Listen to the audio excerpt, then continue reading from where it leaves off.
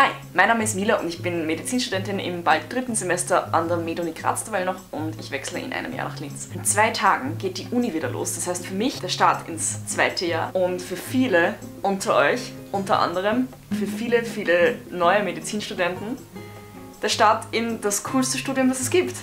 Ich kriege jeden Tag Fragen über irgendwas, das das Studium betrifft, sei es organisatorisch, sei es inhaltlich, sei es für die Aufnahmeprüfung. Und ich habe mir gedacht, ich mache jetzt einfach mal ein Video, wo ich quasi drüber rede, was man vielleicht für das erste Jahr wissen sollte. Einfach nur, weil ich mir gedacht habe, ich glaube, ich wäre letztes Jahr, also genau um die gleiche Zeit letztes Jahr, ganz froh darüber gewesen, wenn ich so ein YouTube-Video gehabt hätte. I don't know.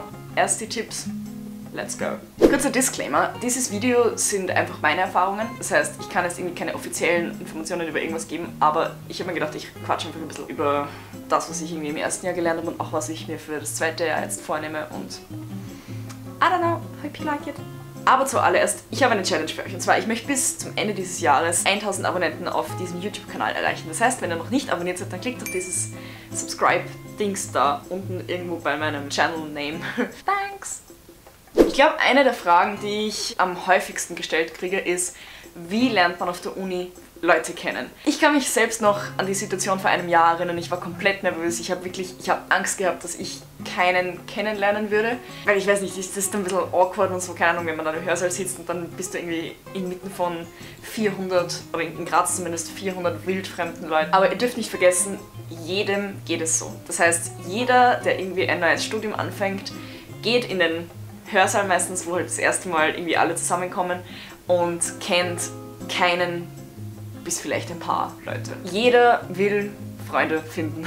Ich habe es dann damals so gemacht, ich habe dann einfach links und rechts meine Nachbarn nach dem Namen gefragt und gefragt, wo sie herkommen und in meinem Fall, ob sie halt Grazer Studenten oder Linzer Studenten sind. Ihr dürft euch da nicht zu viel denken, es ist wirklich nicht so schlimm, weil eben jeder ist froh, wenn man angesprochen wird. Es ist wirklich, ich weiß nicht, also denkt da nicht zu viel drüber nach. Es ist auch nicht schlimm, wenn ihr nicht gleich in der ersten Woche alle irgendwie eine fixe Freundschaftsgruppe habt. Das braucht manchmal länger, ist vielleicht auch besser, wenn es manchmal länger dauert, bis man sozusagen eine fixe Gruppe gefunden hat.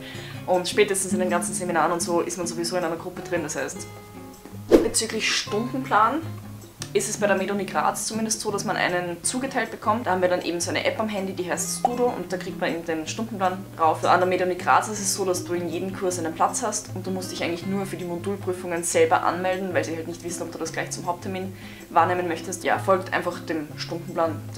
So kann man dann auch nichts übersehen und das ist eigentlich ganz cool so.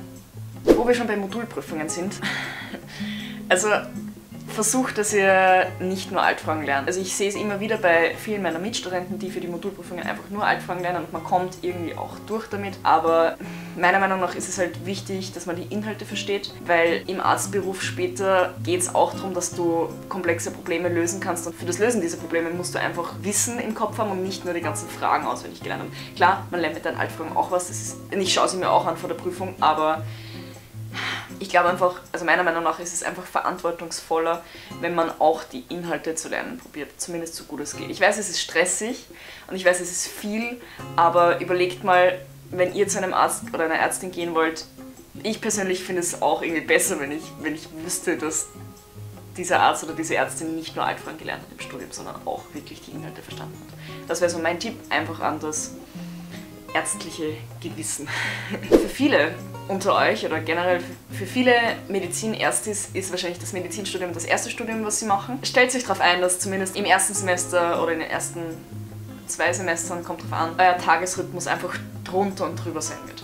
Das heißt, mein Tipp dafür ist, versucht, dass ihr einfach 3 Mahlzeiten am Tag einhaltet. Und warum ist das so? Naja, weil wir einfach, also gerade als Medizinstudent in den ersten 2 Jahren hat man meistens extrem viel zu tun und man ist einfach, also zumindest in Graz ist man sehr viel auf der Uni, weil wir viel Praktikum haben und das geht natürlich auch irgendwie, also da sind die Uhrzeiten unterschiedlich etc., da muss man sehr viel lernen. Das heißt, mein Tipp wäre einfach, versucht, dass ihr 3 Mahlzeiten am Tag einhaltet und nehmt euch vielleicht vor, dass ihr, keine Ahnung, um 10, halb 11 am Abend eher an die Nachtruhe denkt.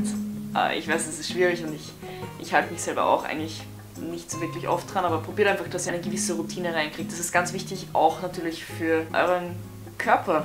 weil es bringt nichts, wenn ihr zwar viel im Kopf habt und viel studiert und viel lernt, aber gleichzeitig euren Körper einfach vernachlässigt. Speaking of which, man braucht Ausgleich. Das ist sehr schwierig, wenn man gerade im ersten und zweiten Jahr in Medizin ist der Ausgleich eher gering, zeitlich gesehen. Aber probiert einfach, dass ihr zumindest, ich weiß nicht, zum Beispiel, ich nehme mir einfach vor, dass ich am Wochenende einmal laufen gehe und sonst halt jeden Tag zumindest ein bisschen Musik mache, weil ich das einfach, also ich spüre einfach, dass ich das brauche. Und wenn man einen Ausgleich hat, dann kann man auch in den Stunden, wo man dann sich vornimmt, dass man lernt, auch viel besser lernen. Was zum Beispiel auch, also was ich zum Beispiel auch mache, ist, dass ich jeden Tag mit dem Rad zur Uni fahre, egal wie kalt es ist, aber ich brauche das einfach, das ist ein bisschen Bewegung und die tut einfach gut. Außerdem ist es praktisch und billig und umweltfreundlich. Es ist auch ganz wichtig, jetzt nicht nur für den eigenen Körper, dass man Ausgleich findet, sondern versucht auch, dass ihr mit euren Freunden von der Uni hin und wieder was macht, was irgendwie nicht unibezogen ist. Weil mir ist aufgefallen, in meiner Freundesgruppe, wir sehen uns wirklich oft, weil wir einfach so viel Uni gemeinsam haben, aber es ist immer nur Uni, Uni, Uni. Das heißt, es war dann ganz komisch, wie zum Beispiel, also komisch nicht, aber es war irgendwie ziemlich ungewohnt, wie wir uns mal zu meinem Geburtstag auf einen Café getroffen haben und halt nicht über Uni geredet haben. Das war dann voll so, wow, eigentlich, wir sehen uns extrem oft, aber wie soll ich sagen, das meiste, was wir halt gemeinsam machen, ist Uni-Zeug. Und dann ist es halt umso schöner, wenn man sich extra Zeit nimmt, um mit den anderen auch andere Sachen zu machen. Es ist lustig, wenn man Medizin studiert und auf der Med-Uni ist die ganze Zeit, dann kommt man relativ wenig in Kontakt mit anderen Studenten, die nicht Medizin studieren. Das heißt, das ist dann umso cooler, wenn man mal Leute trifft, die, keine Ahnung, Lehramt machen oder, also Lehramt auf irgendwas oder Wirtschaft studieren oder Anglistik oder sowas. Das ist dann irgendwie ganz spannend. Also genießt es, wenn ihr andere Studenten kennenlernen könnt. Keine Ahnung, eben auf der ganzen Med-Uni sind nur Medizinstudenten. Was cool ist, aber ein bisschen monoton. Bezüglich Wohnen, bei mir ist es wahrscheinlich so wie bei 90% aller anderen Studenten auch, dass sie, wenn sie studieren, nicht daheim leben. Und es ist ganz normal, dass man in der ersten Zeit Heimweh hat. Ja, keine Ahnung, wirklich, macht euch da deswegen nicht nieder. Es ist normal. Ich meine, es ist für viele das erste Mal, dass sie weg von daheim irgendwie sind für längere Zeit. Und ja, keine Ahnung, es ist aber auch irgendwie wichtig, dass man das durchmacht, glaube ich. Früher oder später wird das Heimweh weggehen. Das ist bei allen unterschiedlich. Manchmal dauert es länger, manchmal ist es sehr schnell weg. Ja. Aber es ist normal. Also keine Angst. Es ist nicht peinlich oder so, es ist ganz normal. Was ich ganz schön gefunden habe oder immer noch schön finde, ist, ich habe quasi eine neue Familientradition eröffnet. Und zwar schicke ich meinen Großeltern eigentlich relativ oft Postkarten aus Graz. Ich finde das irgendwie ganz nett. Und keine Ahnung, das sind so kleine Sachen, wo ich mir denke, das ist irgendwie schön, wenn man das macht. Vielleicht mag das ja wer von euch auch anfangen. Und ich glaube, die Großeltern freuen sich immer, wenn man was von sich hören lässt. Ich kriege immer ganz viele Fragen auf Instagram und so über die Buchempfehlungen, die ich habe. Und kurzer Disclaimer, das sind Bücher, die ich verwende und die ich gut für mich finde. Es gibt natürlich viele andere auch noch, die genauso gut sind. Aber ich habe mir gedacht, ich zeige euch einfach, mit was für Büchern ich im ersten Jahr gelernt habe. Das ist jetzt eher Med-Uni Graz spezifisch, aber ich bin mir sicher, es gibt auch viele Parallelen zu anderen Universitäten. Also, in der Med-Uni Graz hat man im ersten Jahr 5 Module und das sind jetzt so grob gesagt Histologie, dann Chemie und Physik, Biochemie, Bewegungsapparat und Nervensystem. Das heißt, ich habe für diese 5 Module jetzt eben da meine Bücher rausgesucht und werde euch die jetzt einfach zeigen. Also, für PM1 und generell die ganzen Histologiepraktika habe ich eigentlich das Taschenlehrbuch Histologie von Renate Löhmann-Rauch am besten gefunden. Das ist sehr detailliert, also man muss es für die Prüfung zum Beispiel weit nicht so genau wissen, aber es ist extrem gut erklärt, es ist extrem verständlich erklärt und zum Nachlesen ist es definitiv richtig cool. Gleichzeitig, gerade für die Praktika, habe ich hier von Hartmann, Pabst und Dohr Zytologie, Histologie und mikroskopische Anatomie. Das ist ziemlich cool, weil da sind so CDs dabei, die kann man in eine Gemüte reintun und dann kann man so Histologieschnitte durchklicken und eben versuchen zu erkennen, was das ist. Und das ist halt gerade für die Mikroskopierübungen auch ziemlich cool. Das Einzige, was bei mir ein bisschen blöd ist, ist, dass ich auf meinem Mac, also auf meinem MacBook keinen CD-Slot habe, das heißt, ich muss immer in die Bibliothek gehen dafür, aber ja, keine Ahnung. Ist ziemlich zu empfehlen. Es sind die Bilder grundsätzlich auch hier drin, aber die sind halt schwarz-weiß und unter dem Mikroskop sind sie dann farbig. Und das ist natürlich viel besser fürs Verständnis und für die Prüfungen dann, oder für die Testate dann, die man hat. Für PM2 habe ich noch ein Buch gehabt, das ich gerade nicht finde. Das ist Physik für Mediziner. Ich habe das durchgelesen, also von hinten bis vorne. von vorne bis hinten habe ich das durchgemacht und ist wieder fürs Verständnis perfekt. Es ist viel zu detailliert für die Prüfung. Ja, keine Ahnung, aber es ist gut zu empfehlen. Ich glaube, es ist von Harten. Ich werde hier ein Bild rein inserieren. So schaut's aus. Für Chemie habe ich eigentlich nur mit den Vorlesungen gelernt. Generell, die Vorlesungen sind immer ganz wichtig. Also das sind nur begleitende Bücher oder die Bücher sind sehr wichtig. Die sind nicht nur begleitend, sie sind eigentlich so das Zentrum, aber die Vorlesungen sind auch wirklich gut. Zumindest in Graz. Für Biochemie, oh, das Buch ist so cool. Für Biochemie habe ich Biochemie des Menschen von Florian Horn. Das ist die 6. Auflage, die ich hier habe.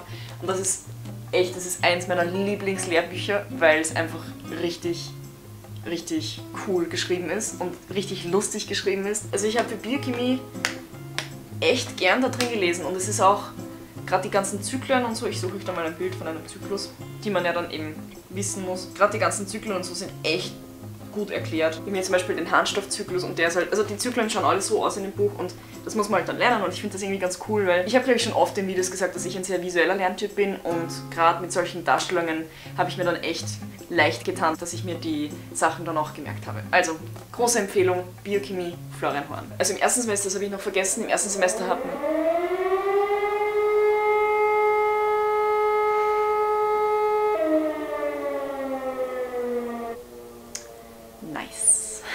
generell, das habe ich noch vergessen, im ersten Semester hat man auch sowas, das heißt Knochenkolloquium. Das ist irgendwie, ich glaube, das ist ziemlich so bekannt. Das ist quasi das, wo man die ganzen Knochenstrukturen lernen muss. Ich habe damals eigentlich nur mit dem Feneis gelernt. Der Feneis ist ein kleines Anatomiebuch. Hier, im zweiten Semester habe ich auch damit gelernt, aber vor allem für die Knochenstrukturen habe ich den richtig cool gefunden. Man hat eben immer so auf der rechten Seite die ganzen Bilder und auf der linken Seite die ganzen anatomischen Strukturen. Ich habe mir dann auch oft was dazu ergänzt, weil wie jedes Lehrbuch ist auch das nicht zu 100% vollständig oder korrekt, aber ja, das ist ganz normal. Und eben Feneis und ich habe hier die 10. Auflage. Wieder zurück zum zweiten Semester, wo wir dann im 4. Modul den Bewegungsapparat genauer gelernt haben. Das heißt, wir haben dann da die Knochenstrukturen wieder lernen müssen. Klar, ist alles aufbauen. Und die ganzen Bänder und Sehnen und Muskeln sind auch dazu gekommen. Da habe ich mir dann ein Anatomiebuch gekauft. Und zwar ist das, ich will nicht sagen Graz-spezifisch. Es ist ein cooles Buch, aber es ist vor allem für Graz halt irgendwie cool, weil einer der 3 Autoren ein sehr guter Anatomieprofessor war, der jetzt leider im letzten Studienjahr verstorben ist. Und dieses Buch ist mega dick, aber es steht auch richtig viel drin. Es ist farbig, das ist auch cool. Das ist der Waldeyer von Anderhuber, Pera und Streicher. Was mir vor allem wirklich gefallen hat für den Bewegungsapparat, waren die, erstens, also das sind so die Abbildungen dann immer und außerdem, was mir so richtig gut gefallen hat, sind die ganzen Tabellen, die wir haben. Zum Beispiel, wenn man dann die Muskeln kennen muss, dann kann man da zum Beispiel auf die Oberarmtabelle schauen und das ist dann immer ganz genau beschrieben mit Muskelname, Ursprung, Ansatz, Innervation, Arterienversorgung, die erst im 2. Jahr kommt und Funktion. Und das sind halt dann, also das geht dann da so weiter, das sind immer vollständige Tabellen von der oberen Extremität und der unteren Extremität und generell so Schultergürtel, Beckengürtel etc., was man halt dann im 2. Semester können muss. Gerade die Bänder habe ich dann auch mit dem Feneis gelernt, weil das ist doch ein ziemlich schweres Buch zum Herumtragen und man will sich ja den Rücken nicht gleich ganz vertun.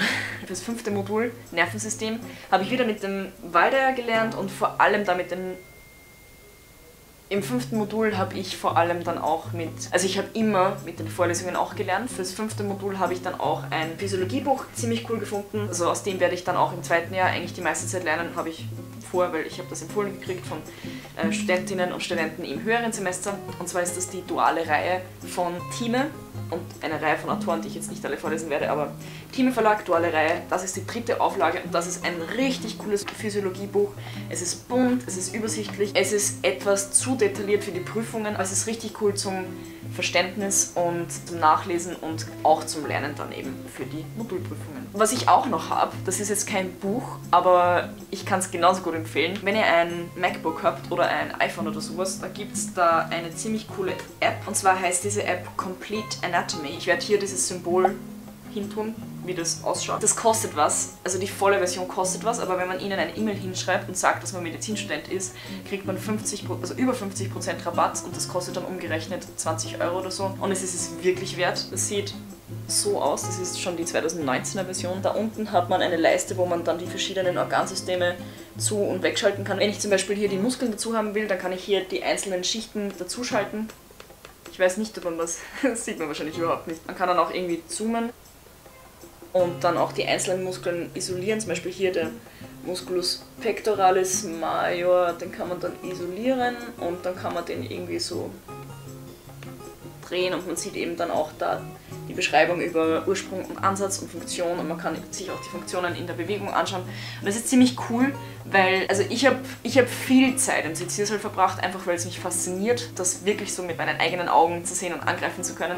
Aber gerade wenn man am Abend noch lernen möchte oder lernen muss, ist das ziemlich cool und wieder, gerade wenn man ein visueller Lerntyp ist, ist so ein Programm echt empfehlenswert. Und vor allem, das gibt es nicht nur für die Muskeln, das gibt es auch für Arterien, Venen, Nerven, Eingeweide, alle möglichen Organsysteme, die wir haben. Und gerade für Gehirn zum Beispiel, für PM5 habe ich mir das dann auch angeschaut. Das ist zwar nicht so super genau, aber es ist besser als alles nur im Kopf durchgehen zu müssen, sondern, wie soll ich sagen, es ist immer gut, wenn man das anschauen kann und dann den Namen der Struktur sich einbringen kann mit dem Bild dazu. Zu allerletzt habe ich mir gedacht, werde ich vielleicht ein paar eurer Fragen beantworten. Luisa Patricias fragt: Hi, ich habe noch einmal eine Frage an dich.